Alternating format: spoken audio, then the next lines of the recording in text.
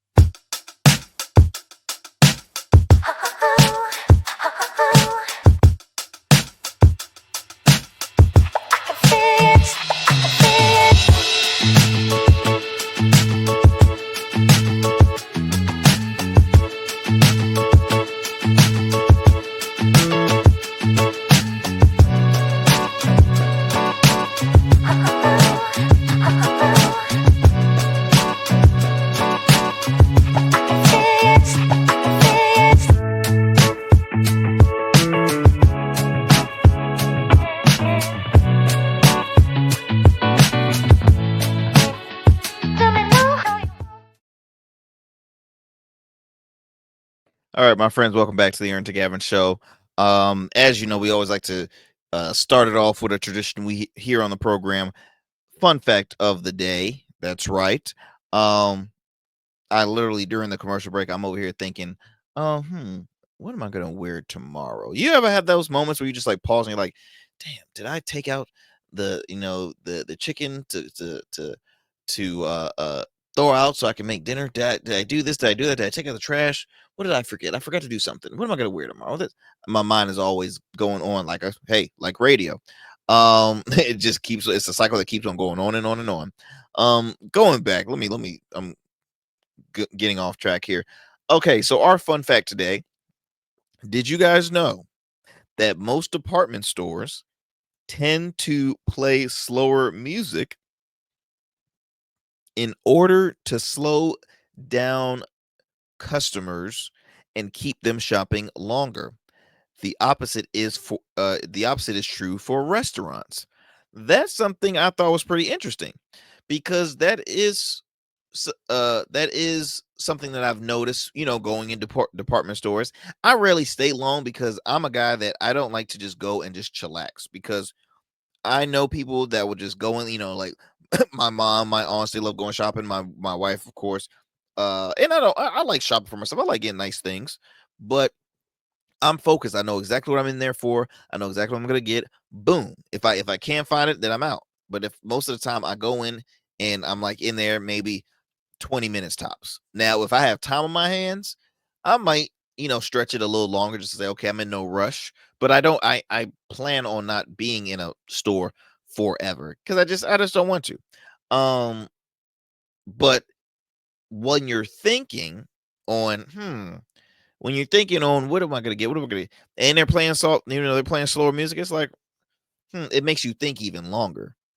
Now in restaurants, I don't know people that will immediately go sit down at a restaurant, eat fast, and then leave. Right? You want to let your food at us. You want to sit, communicate. Now, if you're on like a bad date or something, I most likely you're gonna be like, "Can I take this meal to go, please? Can I take this meal to go?" Well, I'm not gonna stay long for this thing. No, I'm not gonna stay long. You know what I mean? You're trying to hurry up and get on out of there. Um, so I thought it was pretty interesting. You learn something new every day, especially here on the Arrington Gavin Show. You're welcome, my friends. You're welcome. Okay, let's move it on with our first story. I want to continue this one um, from the last show. So on the last show, I was talking about something in the water. Something in the water is a music festival created by the one and only Pharrell Williams, who happens to be a native of Virginia Beach, Virginia, which is probably one of the premier cities in the state of Virginia. It's has a beautiful beach that's I mean, look, I'm from the Hampton Roads area. I'm like my city is right next to Virginia Beach. The oceanfront is a nice scene, but when it comes to that water, it's all right. It's I'm not trying to like tell people not to come, but I'm just saying it ain't like, oh, yeah, in a bag of chips. It's nice. It's nice. Don't get me wrong. It's nice. Nice businesses, restaurants, hotels. It's nice. So and plus Virginia Beach is, I think, the largest city in the state of Virginia population wise. So a lot of people, will tend to retire and go to Virginia Beach. I just spoke with a gentleman today. It's funny. Um his wife is in the military. She got stationed to Virginia, I believe, like North Virginia, something like that. Because Hampton Roads is also a military town, and she got stationed in the Hampton Roads area. Her husband is a born and bred from Hawaii, and I was like, "Ooh, that's tough. That's a tough move for you, bud. Sorry about that." But he said, "Hey, look, we found a home near the ocean front. I'm hyped because it's near the water, and I need to be by some water." And I'm just like, "Yeah, I guess, but I mean, hey, they people that are addicts of surfing, they're gonna go to the oceanfront. The oceanfront hosts sand soccer tournaments, surfing, professional surfing competitions. I know Tony Hawk has come here a few times with really throughout his skating career. Virginia Beach is a huge skateboarding scene, right? BMX scene. Like that's a part of his like career upbringing was visiting there and stuff. So it has some history, rich history to the area, especially when it comes to just Hampton Roads as a whole. But Pharrell, members of the group NERD from Virginia Beach. And so, long story short, Pharrell wanted to bring something to the area and just to really uplift Virginia Beach because he's like, man, y'all have all this great, rich history.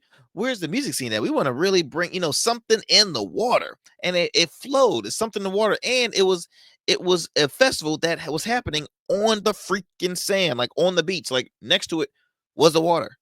It was dope. The first year I attended, it was an amazing scene, and of course, they came with all the stops.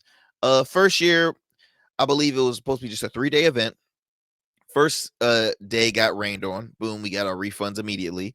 Day 2, spectacular.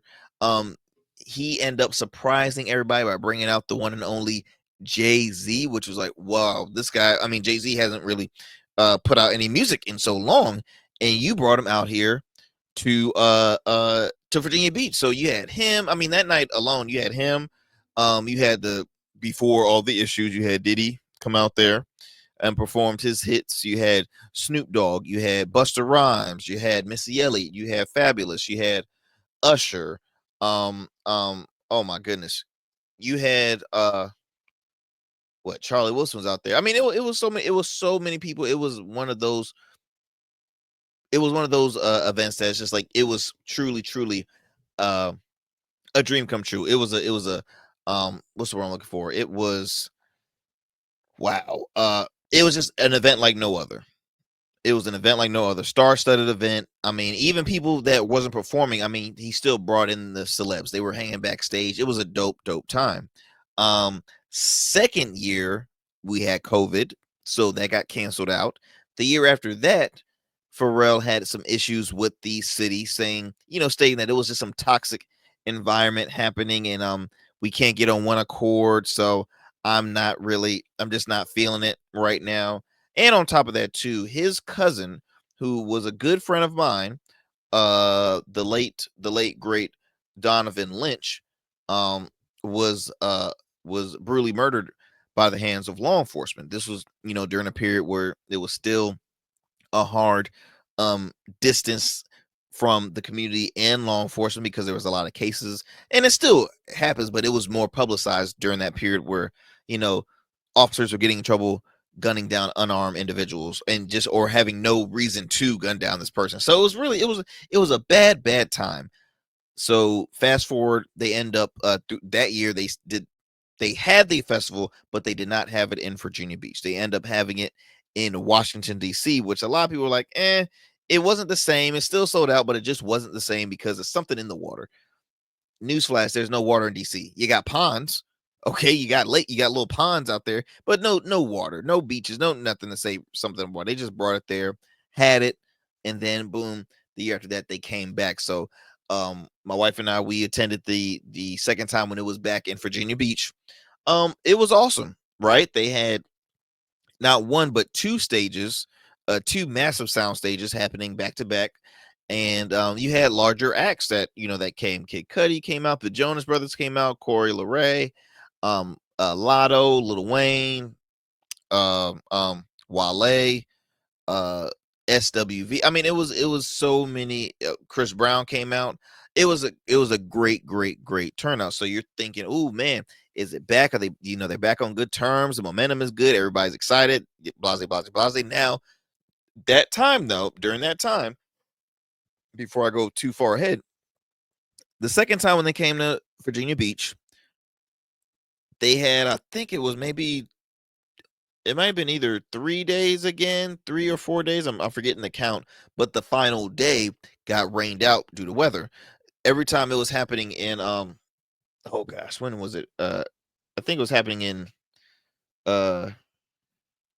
June or July. It was during the summertime. But around that same month, they've always actually, let me see right here. It was in April, but every April it was always some conflict with weather, and they always had to cancel out a day or postpone a day, because again, it's an outdoor event. There's risk that comes with an outdoor event, especially in Hampton Roads. We have our weather is so, it can never make up its mind. It is really like a soap opera. Like, it's good and bad. It's good and bad all the time. Here, today we're raining, tomorrow is sunny, the next day is snowing. That's the kind of weather we have here. So that had to happen.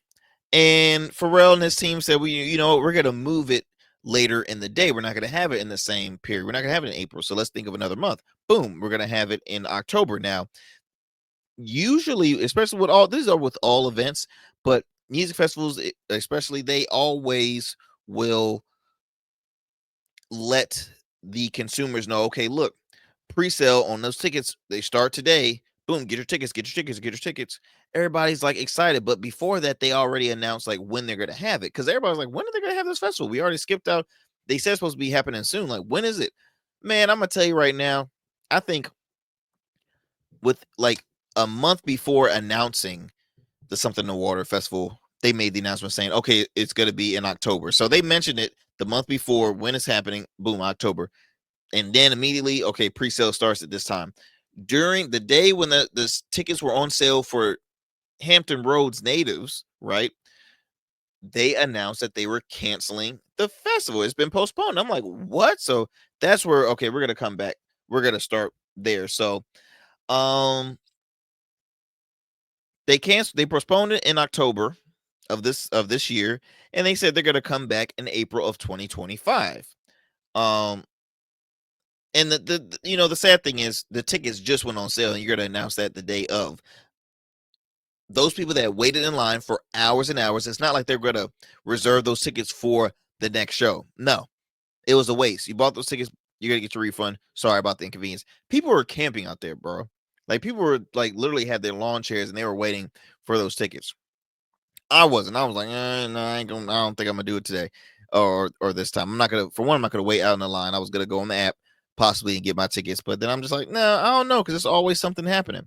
So I say all that to say they're having some conflicts because the festival organizers, and the city is not on one accord. So let me go ahead and play this soundbite for you, and we'll talk on the other side.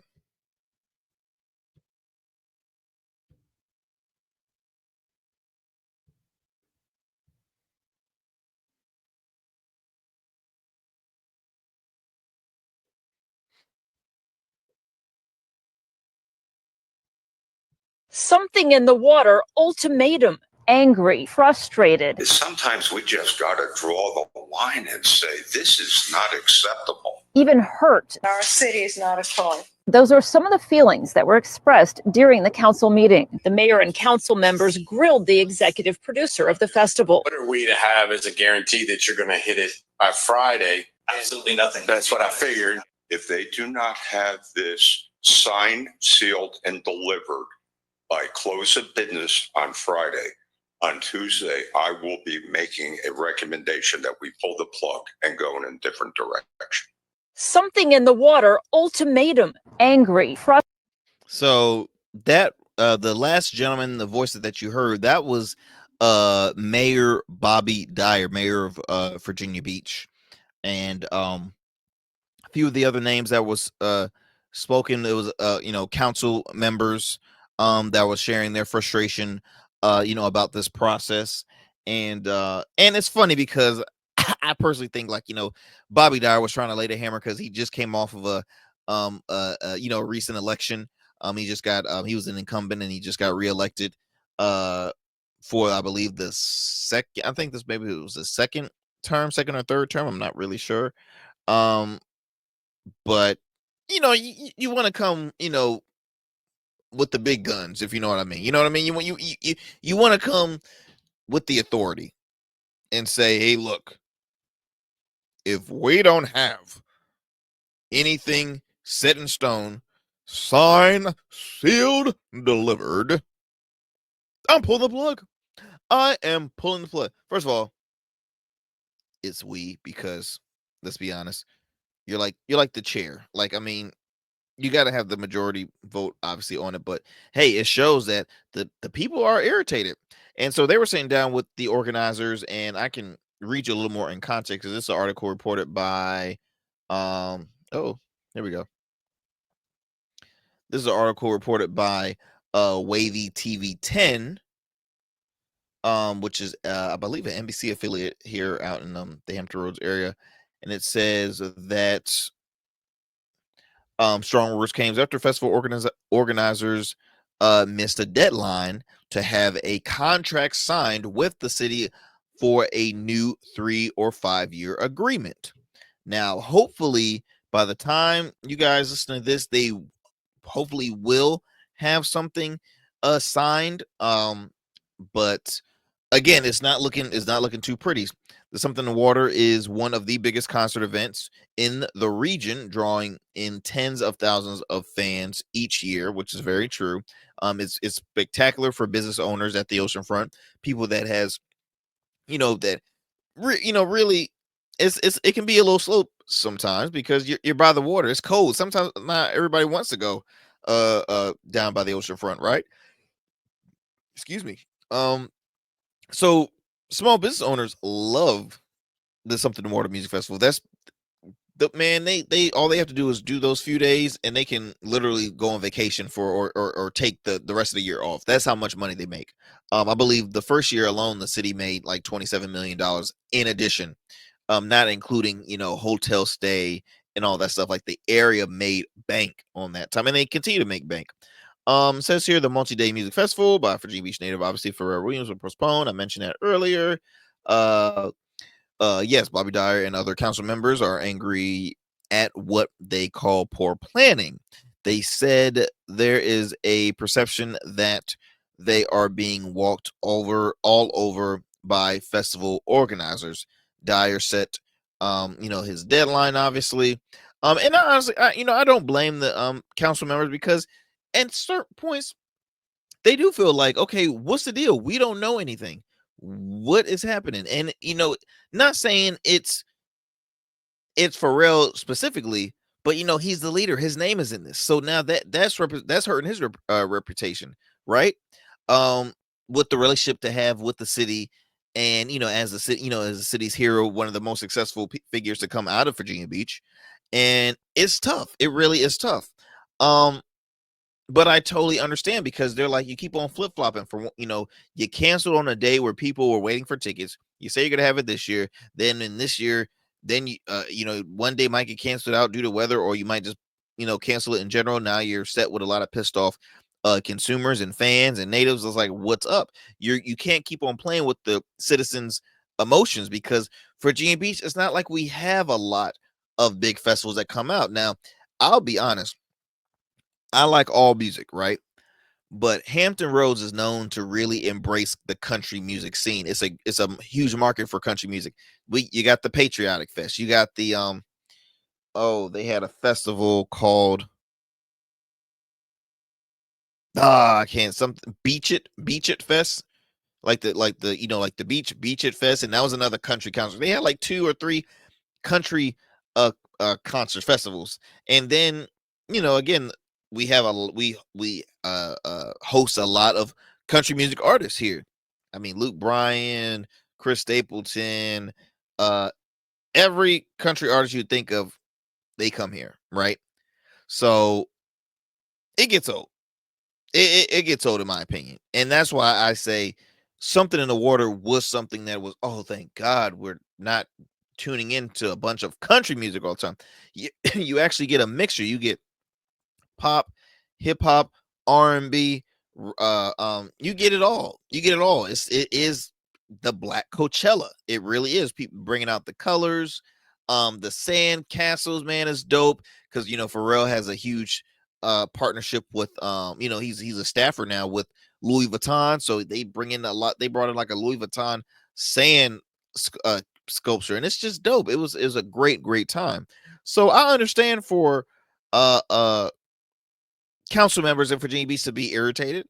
I hope that they do come across something and agree, because it will be a huge loss for the area. But I also think it will be a huge loss for Pharrell Williams as a hometown hero who's very well respected. A lot that will really upset fans. I mean, it really would. It really would. And I think he wouldn't be happy either. So, fingers crossed, y'all. Fingers crossed. But we will see. We will see. It's not looking too pretty. That's all I'm gonna say. How are we looking with time? We're gonna take a quick commercial break. When we come back, we'll have more on the Arrington Gavin show. So do me a favor, do not change that dial and don't go anywhere. We'll be right back. You're listening to the Arrington Gavin show. Just like a winning team evolves throughout the season, so does your beard. I'm Arrington Gavin, proud CEO of Rugged Evolution Beard Care. With our premium oils, balms, and grooming tools, it's everything you need to level up your beard game. Whether you're a seasoned pro or a rookie, Rugged Evolution is the new smooth. Order now and dominate the beard game like never before. Rugged Evolution Beard Care, because every beard deserves to be legendary.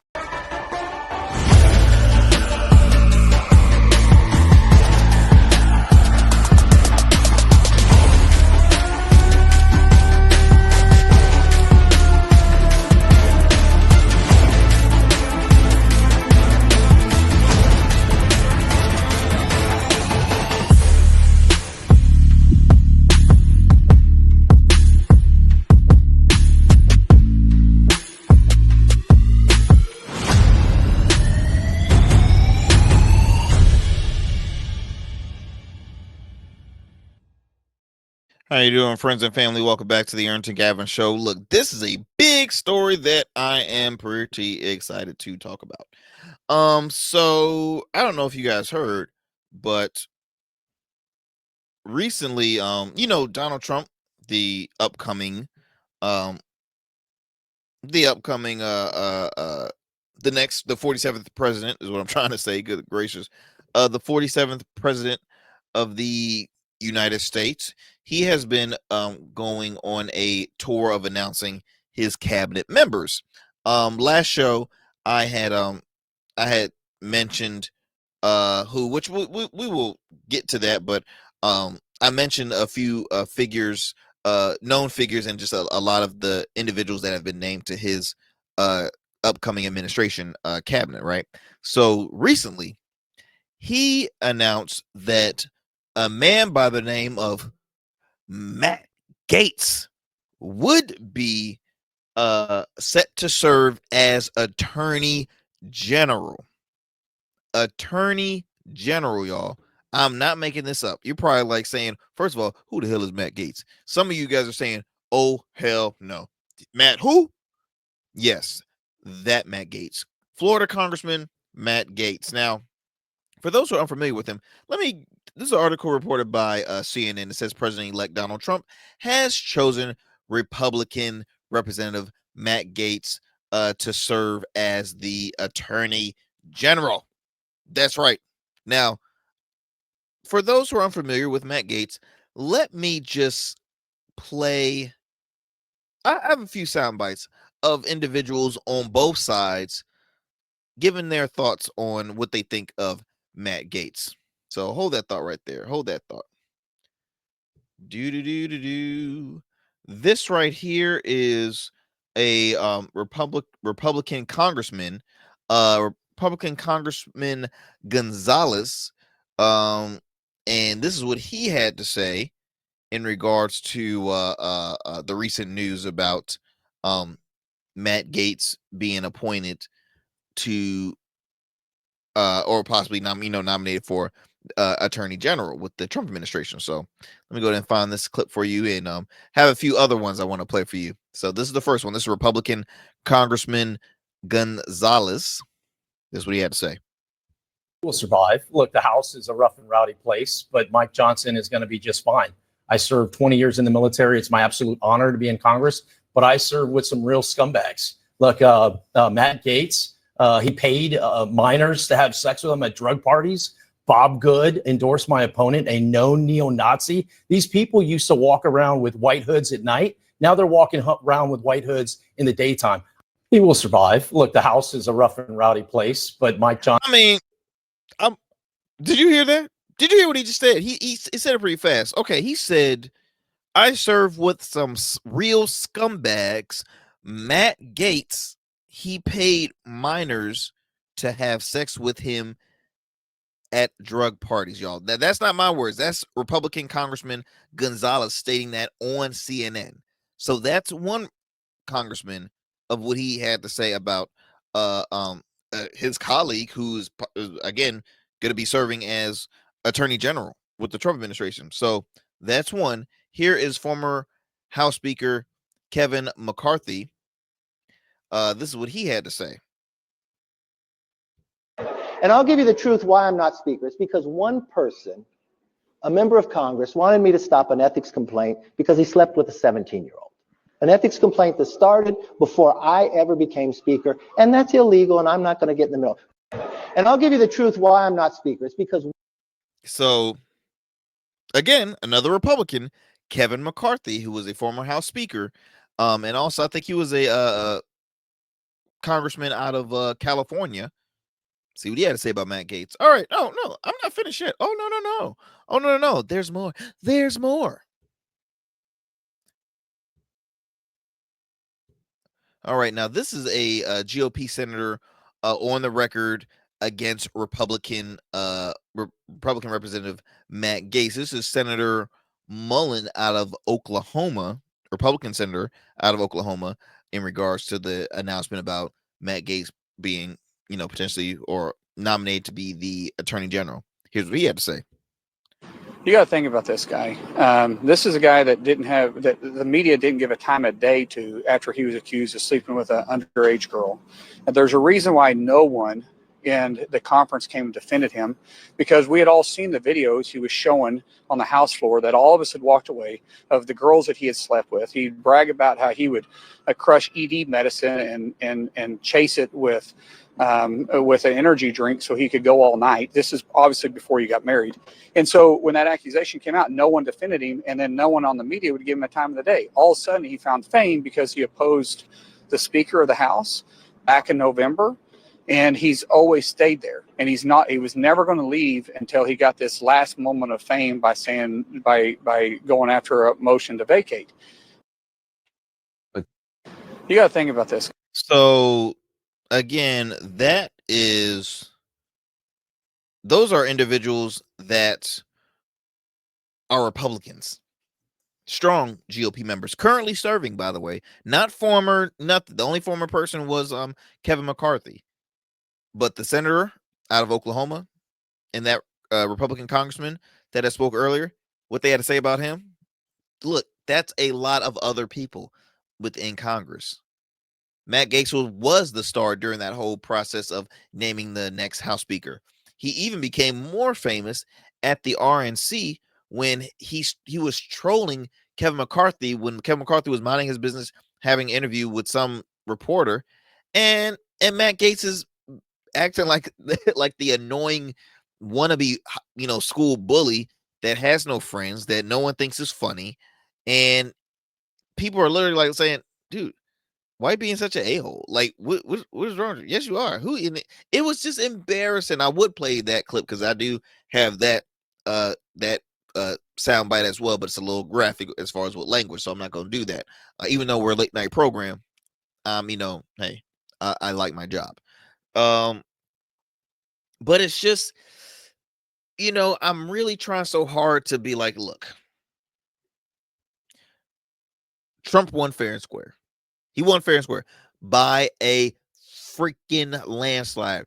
It is a true, when they say it's a red wave, it sure as hell is a red wave.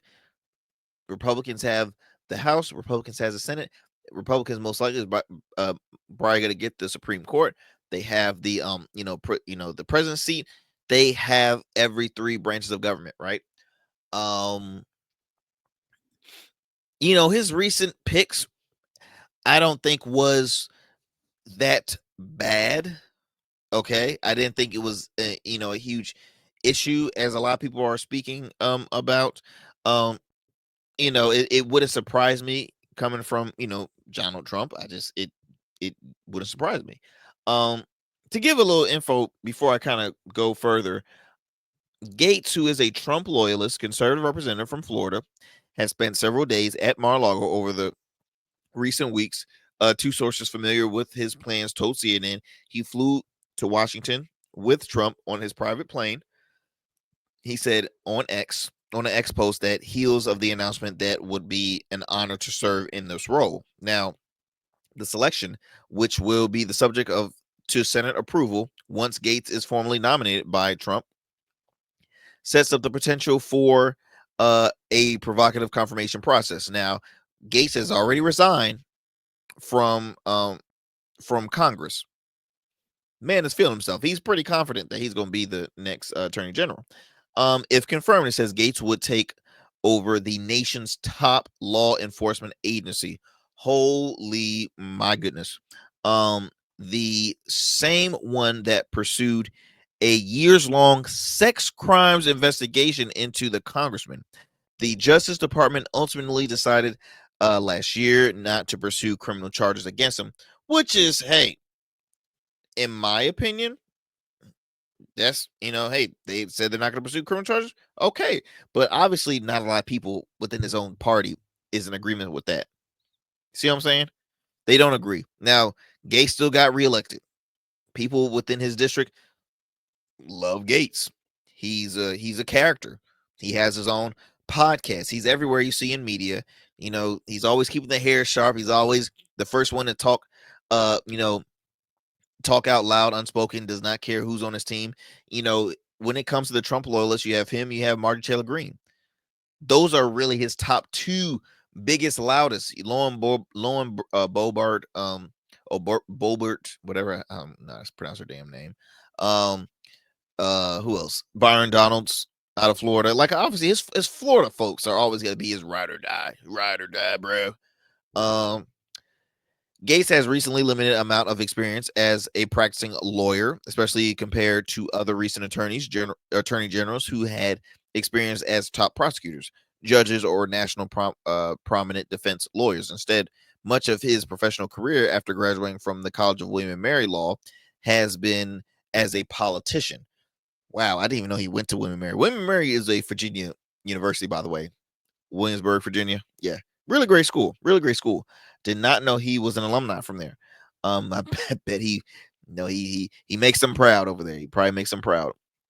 But I will say, out of all the names that has been announced to his cabinet, by far, President Trump, this one right here, again, you don't help people's case why they just are not crazy about you and why they're anxious and nervous about the upcoming administration and the next 4 years.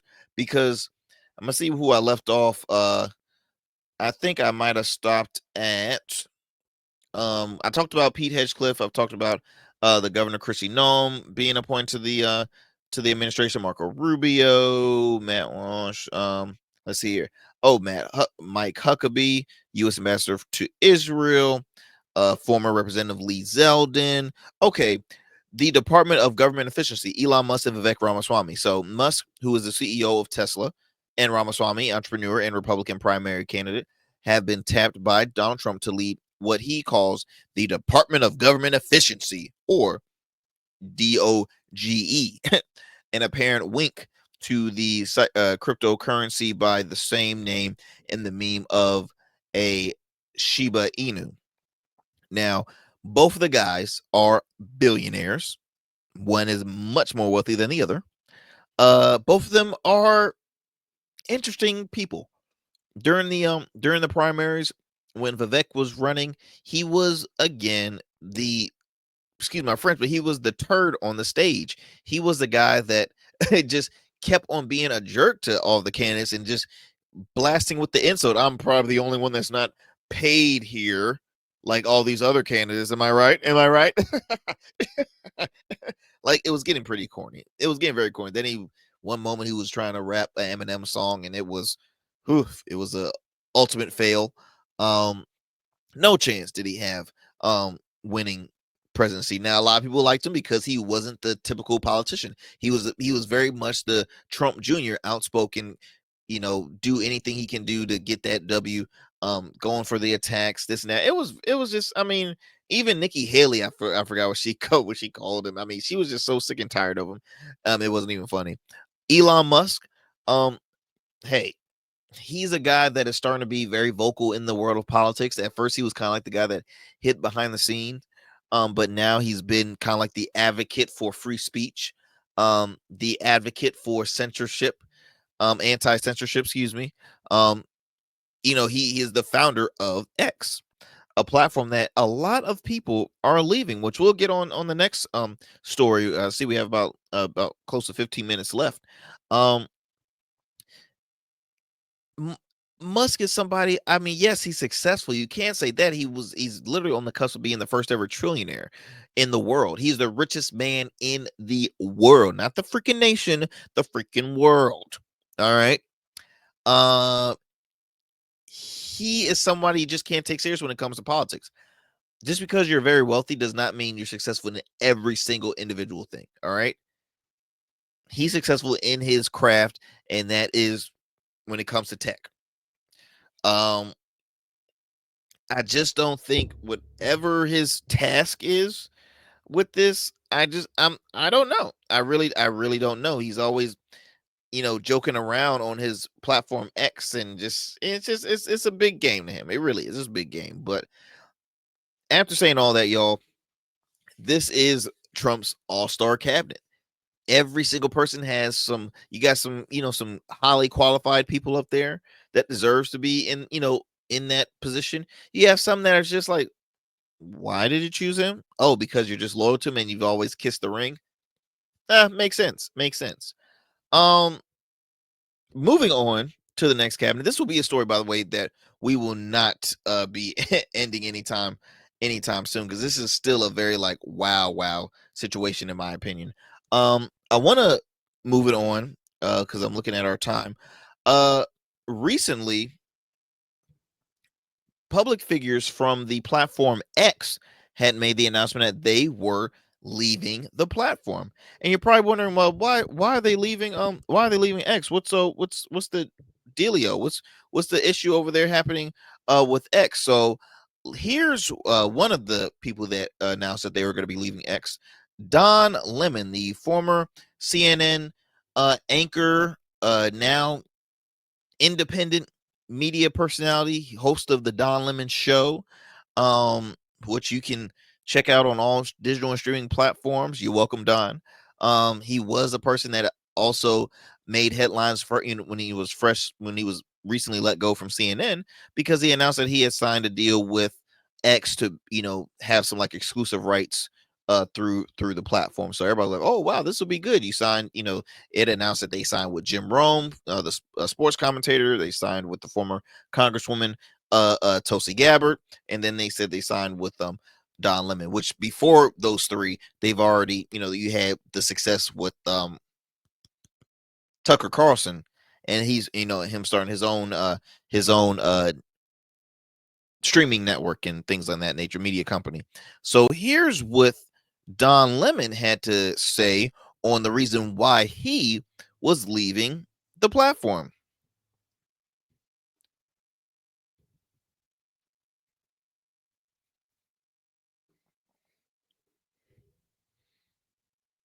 Everyone, I have loved connecting with all of you on Twitter and then on X for all of these years, but it's time for me to leave the platform. I once believed that it was a place for honest debate and discussion, transparency and free speech, but I now feel it does not serve that purpose. In addition, starting this Friday, November 15th, X is implementing new terms of service, which among other things states that, quote, all disputes be brought exclusively in the U.S. District Court for the Northern District of Texas or state courts located in Tarrant County, Texas, end quote. The full terms of service can be found on my written statement or on the X website. Now, as the Washington Post recently reported on X's decision to change the terms, this, quote, ensures that such lawsuits will be heard in courthouses that are a hub for conservatives, which experts say could make it easier for X to shield itself from litigation and punish critics. I think that speaks for itself. You can find me on YouTube at The Don Lemon Show, or on TikTok and Facebook at Don Lemon, and on Instagram and Blue Sky at Don Lemon Official. I hope you will join me there. Thanks. Hi, everyone. So that was the the big deal happening with his message that he gave on his social media. But let me read it into more contents. So it says here that accounts of on X with large followings, such as actress Jamie Lee Curtis, you see up there on the screen, journalist Don Lemon, who we just heard from, and also the Guardian's official news accounts, have decided to leave the platform after Donald Trump's election to a second term, saying X, formerly known as Twitter, promotes far right and raising concerns about owner Elon Musk's relationship with the president-elect. Says here that the Guardian newspaper, which controls dozens of accounts on the platform that have about 27 million followers combined, announced its plans to stop engaging with the platform, citing it worries about far-right conspiracies. Far-right conspiracies, theories, and racism, and alleging that the presidential election confirmed X is a toxic media platform and that its owner, Elon Musk, has been able to use its influence to shape political discourse. I don't disagree with that comment. Now, oops, excuse me. Now, to be fair, if you go back, Twitter was originally, or X, formerly known as Twitter, was originally owned by Meta. Meta being a part of Facebook, Mark Zuckerberg. Long story short, Mark Zuckerberg is more liberal than Elon Musk. at the time, there was a lot of far right and conservative voices on Twitter that was saying stuff mainly in defense for Trump. Even Trump himself was on Twitter, always tweeting. And during the administration, during his administration, previous administration, when he was running for president, in the in the election against him and Joe Biden, there were so much strong stipulations.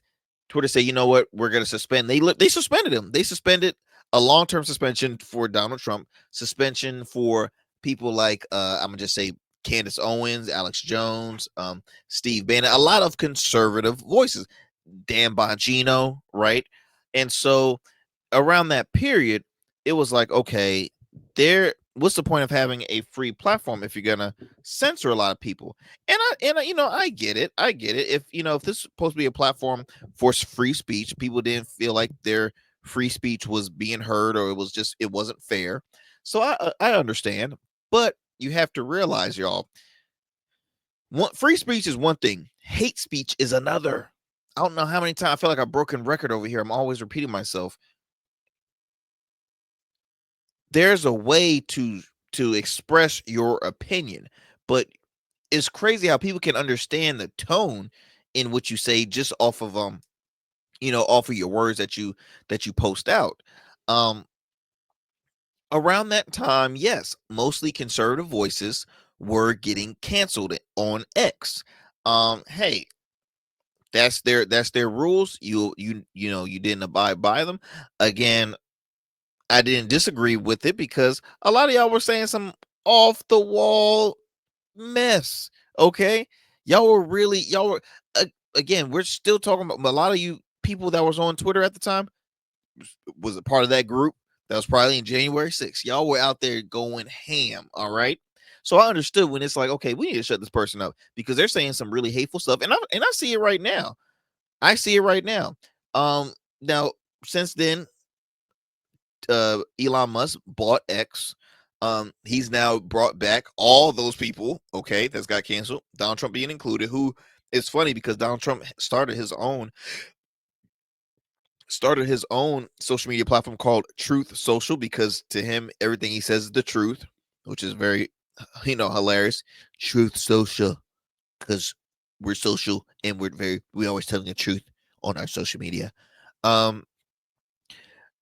So yes, so Truth Social is his, but he still tweets on X.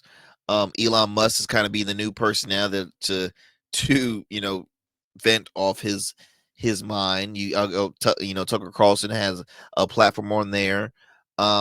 Again, it's moments that to me shows that X is not playing fair. Because see, when Elon Musk bought it, he wanted to bring back the anti-censorship, free speech for everybody. Free speech. You are a platform and free to say whatever you want, even if it might be hate speech, because it's still free speech. That's your opinion. Go ahead, share. Go ahead. So it was hilarious at the time when he was having that deal with Don Lemon and his media company, and then all of a sudden they broke ties because Don Lemon was pressing the hell out of Elon Musk during the interview. That was his first interview, by the way, of the show, and Don was really going ham with Elon, with the back and forth. Now, don't get me wrong. I said from the get-go, Don was first of all, you big dummy, you don't interview your boss and you don't expect to press him with hard questions and expect to still have a gig the next day. Like, that's silly. That is silly. You better, especially if it's your first day on the job, man, you better embrace that fool. But hey, Don is truth to his journalistic work. But I will say though, independent media Don is very much still CNN Don. Like his strategy, the way he interviews, the way it's still prime time cable television Don. That at least I've seen an adjustment. I've seen a change with Chris Cuomo, in my opinion, right? But and Chris Cuomo is now back on cable, but he still has his independent show, his podcast and stuff. But yeah, when I saw things like that, and again, I'm on X right now. The show, we're on X. You know how I stand politically. My views. I'm very, I'm outspoken too. I don't really hold anything at all. But I do see if I'm browsing through Twitter, I see it's hard to catch a lot of, say, liberal voices on there. I will definitely say majority of the voices I see that speaking up there are, conservative and far right leaning individuals. I will say that. I will. That's literally like saying Fox News has a lot of liberal voices and liberal content. Like, no, it doesn't. It doesn't. Or Newsmax has a lot of liberal voices. No, it doesn't. So I understand, why a lot of the strong liberals and far left are leaving that platform, because they're like saying, no, I only want to invest and I want to be part of it. Now, me on the other hand, I don't have platforms like Don Lemon and Jamie Lee Curtis in the Guardian. I'm a struggling artist out here. I'm still trying to make it out in these streets. I'm trying to grow my empire. You know what I mean? So no platform to me is too small, too large. I'm everywhere. I'm everywhere. Arrington Gavin Show. The Arrington Gavin Show. Look it up. Look it up. Don Lemon at the time had more than 1.5 million followers on X. I'm not gonna read what he had to say. He had more than Jamie Lee Curtis. Jamie Lee Curtis had more than 745,000 followers on X. She had posted a prayer on Instagram with the photo showing her deactivating her account, but did not specify why she decided to shut her account down. How am I looking at time?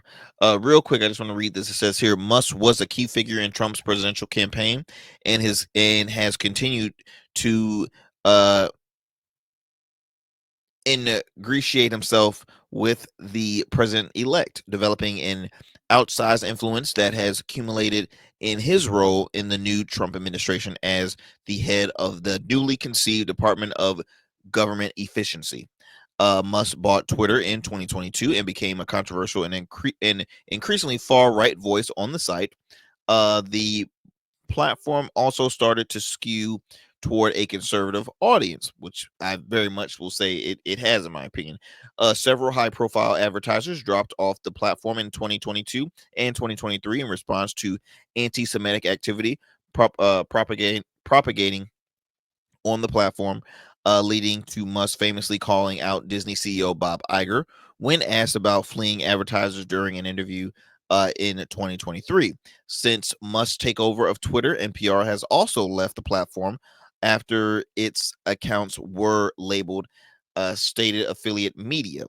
Though the labeling has since been dropped, a similar exodus of high-profile personalities from X happened in 2022 as Musk bought the platform, with celebrity exits from author John Green, White Stripes lead artist Jack White, 9 Inch Nails Trent Reznor, comedian and actress Whoopi Goldberg, comedian Shonda Rhimes. Well, they got that wrong because Shonda Rhimes is definitely not a comedian. She's a creator, I believe, of what is it?